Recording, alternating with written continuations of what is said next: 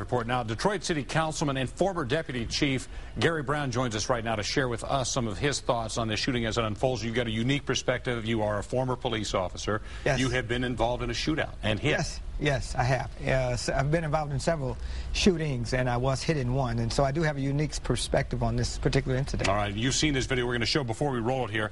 This is this desk that we've heard so much about that's unprotected, but still, this is it's about 5 feet high. Yeah, it's a good 4.5 to 5 feet high. Yes, so it's difficult for the officers to see over. Which became a problem later on in this shootout. Yes. Okay, so what we're going to see is the gunman's going to walk in from this side, and he's going to be heading that way. Now we're looking at the video from another angle here.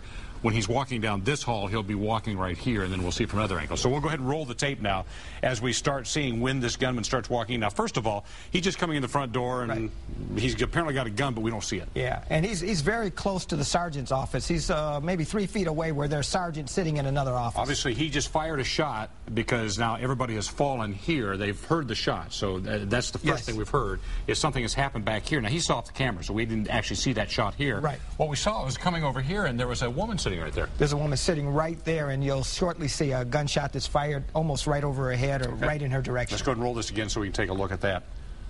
She's already gone down. That first shot was fired. She has gone down but missed. Now, he comes running back out here because the sergeants are now coming down this hall at him. Yes.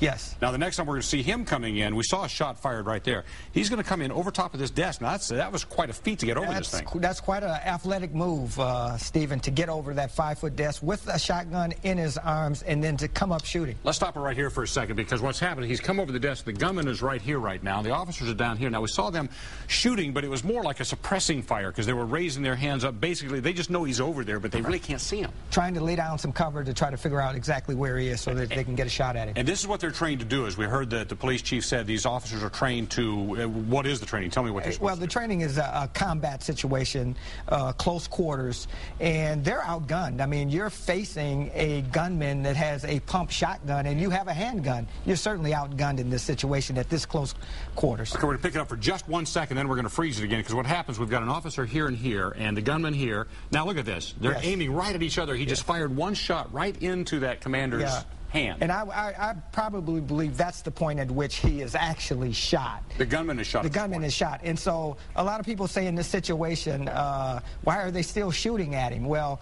he's still able to inflict harm, and you keep shooting until the threat is no longer a threat. Okay, we'll roll this again, because now what happens, watch this officer on the floor. He's shot now in the back and in the hand, and he still gets up and throws a trash can. That's Commander Davis, and he's throwing the kitchen sink. In this case, he's throwing the trash can, anything he can get his hands on to try to distract him so he can get away. Okay, we can stop it now, because now the gunman has fallen, but you believe he was actually been shot I believe maybe 10, 15 seconds earlier. Yes, and he still was able to move around, not knowing that he's shot, and finally collapses in the corner. 2 questions. Your assessment then, did they do the right thing, the police officers? Oh, absolutely. They're in a defensive posture.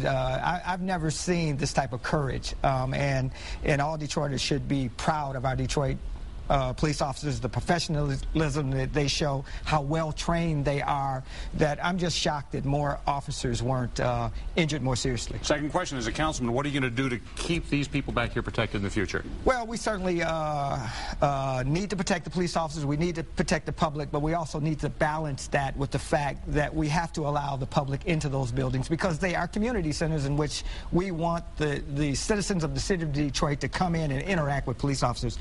So I think you can create some environmental designs, a way of checking people before they ever get into the door. Metal detectors or some type of vestibule area in which you'll enter one door, you'll be checked through a magnetometer, and then you won't be released out of that area into the precinct until we're absolutely clear you have no weapons. I know this is emotional for you, having been in situations like that. So. It's emotional for every police officer and all their families that are watching this. But I think the public needs to understand what police officers go through, and that there is no incident or no task that they do that is routine. All right. Councilman Gary Brown, thank you so much for coming and helping us with it. Thank you, Stephen. Thanks a lot. Thank you very much. All right, back to you.